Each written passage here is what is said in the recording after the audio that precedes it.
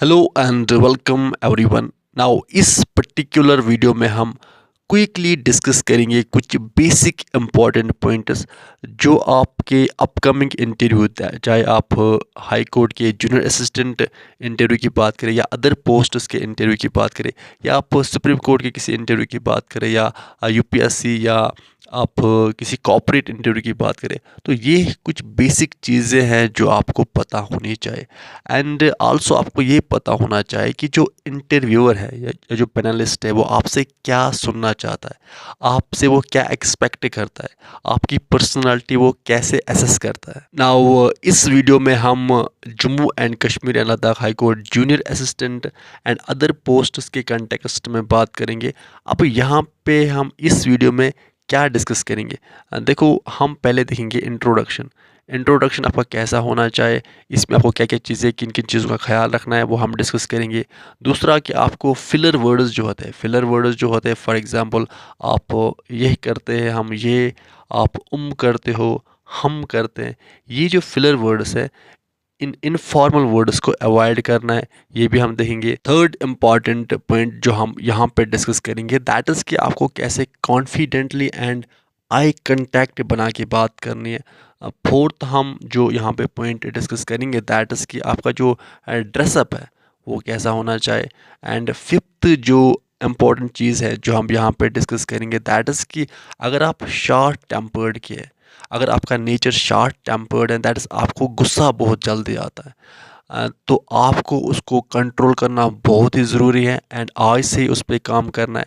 Because patience बहुत ही ज़्यादा important है, क्योंकि क्या करना है, आपको पहले क्वेश्चन को अच्छे से लिसन करना है, उसके बाद आंसर करना है।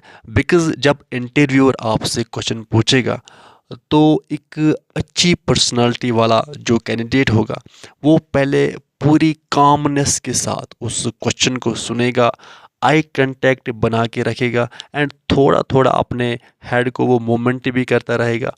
इसके बाद देन थोड़ा 1-2 सेकंड का पोज लेके रिलैक्स होके वो पूरे कॉन्फिडेंट के साथ आंसर को प्रेजेंट करेगा। नाउ अब हम यहाँ पे देखेंगे, मानो कि आपका इंटरव्यू है मॉर्निंग में, ठीक है। अब जब आप आओगे तो यहाँ पे आप जब डोर को ओपन करोगे तो उसके बाद आप लोगे पहले परमिशन, मै आई कम इन सर, मै आई कम इन सर या मैम। उसके बाद जब आप इंटर करोगे अंदर तो पहले आप बोलोगे greeting that is good morning sir या गुड मॉर्निंग मैम। उसके बाद वो आपको परमिशन देंगे तो आप बैठोगे फिर चेयर पे।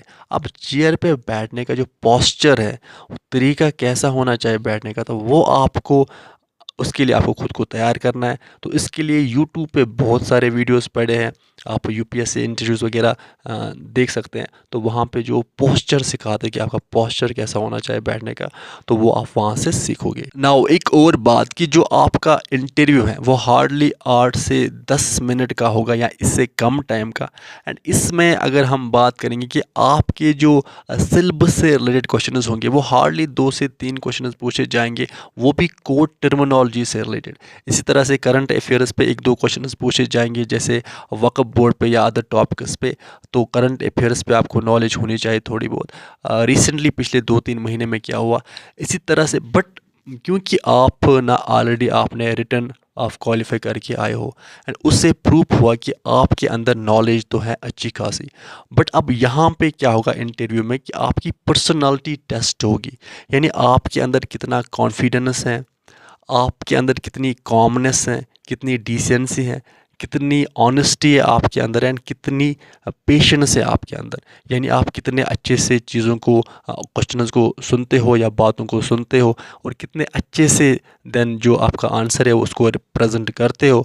सो ये सारी चीज़ें यहाँ पे देखी जाएगी। नाउ इसके बाद अब हम बात करेंगे दैट इज़ कि आपका जो इंट्रोडक्शन है, अब इंट्रोडक्शन कैसा होना चाहिए।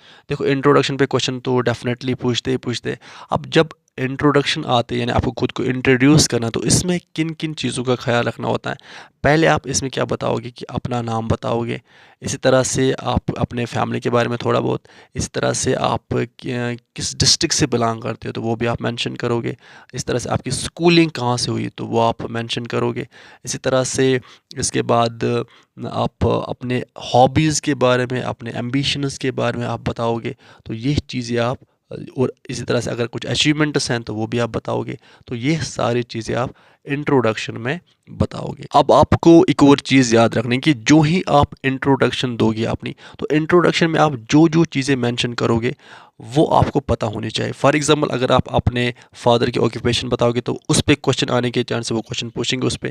आप जो ही हॉबी के बारे में बताओगे तो उसके बाद हॉबी पे क्वेश्चन आने के चांसेस कि वो हॉबी पे क्वेश्चन पूछेंगे। इसी तरह से आपको अपने डिस्ट्रिक्ट के बारे में पता होना चाहिए, जो आपकी जॉब प्रोफाइल रहेगी, यानी जिस पोस्ट के लिए आपने अप्लाई किया है इसमें क्या क्या काम रहता है, ये सब कुछ आपको अच्छे से पता होना चाहिए। नाउ सेकंड जो इम्पोर्टेंट चीज़ है जो आपको याद रखना है, दैट इज़ कि जो इनफॉर्मल वर्ड्स होते हैं ये आपको अवॉइड करना है। जो हम अपनी फैमिलीज़ या अपने फ्रेंड्स के साथ जिस लैंग्वेज में बात करते हैं, कुछ वर्ड्स हम, मैं बात कर रहा था अभी फॉर एग्जांपल फिलर वर्ड्स की, अब हम अपने वर्ड्स के फ्रेंड्स के साथ यूज़ करते हैं, कभी कभी हम, कभी कभी कभी कभी ओह। तो ये जो वर्ड्स है वहाँ पे यूज़ नहीं करना, बिकॉज़ अगर आपने ये वर्ड्स यूज़ किए तो आपके 100% चांसेस हैं कि जो मार्क्स है वो डिडक्ट हो जाएंगे। नाउ इसी तरह से अगर हम एक और चीज़ की बात करेंगे, दैट्स आपका ड्रेसअप। तो आपको जो फॉर्मल ड्रेसअप है वो आपको आपको पता है कि बॉयज़ के लिए क्या होता है और फीमेल के लिए क्या होता है, तो ये आपको पता है। तो वो आप ड्रेसअप अपने अकॉर्डिंग ही देखना, फॉर्मल ही होना चाहिए। अब यहाँ पे जो सबसे इम्पॉर्टेंट चीज़ आएगी दैट इज़ आपका कॉन्फिडेंट।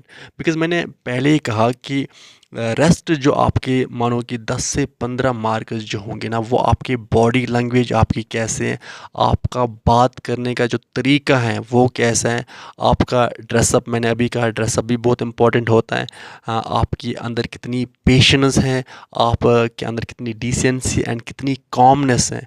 तो ये सारी चीज़ें मिला के आपके ऑलमोस्ट 15 से 16 मार्क्स कवर करेंगे। ये चीज़ें, नॉलेज नहीं देखी जाएगी कि आपको आंसर आता है कि नहीं आता है, तो बट जो कॉन्फिडेंट है वो चेक किया जाएगा। सो दैट्स आपको अपनी पर्सनालिटी को डेवलप करना है। एंड आप एक चीज़ नोटिस भी करना कि अगर आप 10 में से 5 क्वेश्चंस के आंसर आपको आंसर पता नहीं होंगे एंड आप सॉरी सर या नो में आंसर दोगे ना, तब भी आपकी सिलेक्शन हो सकती है, अच्छा स्कोर आप ला सकते हैं इंटरव्यू में। बट कंडीशन ये है कि ये जो सॉरी सर या ये जो नो कहने का जो तरीका है, ये आप कितने कॉन्फिडेंट के साथ बोलते हो, ये मैटर करता है। नाउ अब मैंने यहाँ पे बात की कॉन्फिडेंस की। अब ये कॉन्फिडेंस आएगा कहाँ से? देखो, मैं नर्वसनेस की बात करूँगा तो नर्वस, चाहे ये पैनलिस्ट है, चाहे आप हो, चाहे मैं हूँ, तो हर कोई नर्वस होता है किसी न किसी स्टेज पे। बट इस नर्वसनेस को कंट्रोल करना होता है। अब ये कंट्रोल कैसे होगी नर्वसनेस? देखो, आपको खुद पे जब ट्रस्ट होगा, अब ये ट्रस्ट आएगा कहाँ से आपके पास?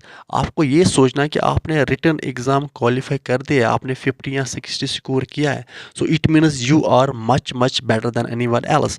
सो दैट्स वाई आपको खुद पे कॉन्फिडेंस लाना है, खुद पे ट्रस्ट करना है, खुद पे आपको बिलीव होना चाहिए। अब यहाँ पे आपको प्रैक्टिस करनी है, बहुत ज़्यादा बोलने की प्रैक्टिस करनी है। आप मिरर के सामने खड़े हो जाओ, वहाँ प्रैक्टिस करो।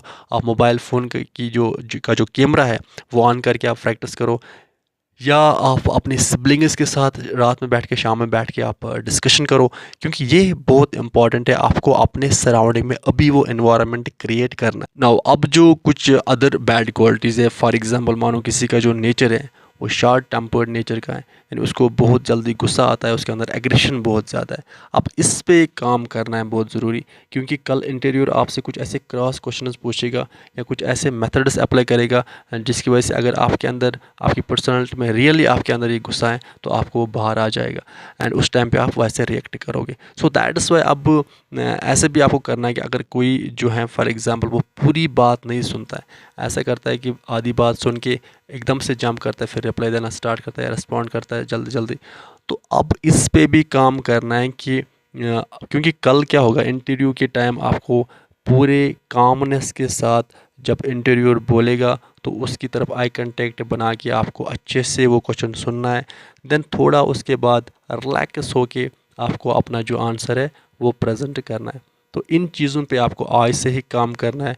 आप अपनी ग्रुप डिस्कशन कर सकते हैं शाम के टाइम अपने सिबलिंग्स के साथ या घर में फैमिली मेम्बर्स के साथ, तो जिसकी वजह से आपके अंदर जो कॉन्फिडेंस है वो भी निखर के आ जाएगा। एंड आल्सो देखो, आपको कुछ एक्स्ट्रा ऑर्डिनरी करने की ज़रूरत नहीं है। जैसे आपकी एक हम्बल, एक ऑनेस्ट पर्सनालिटी है, आपको वैसे ही रखनी है।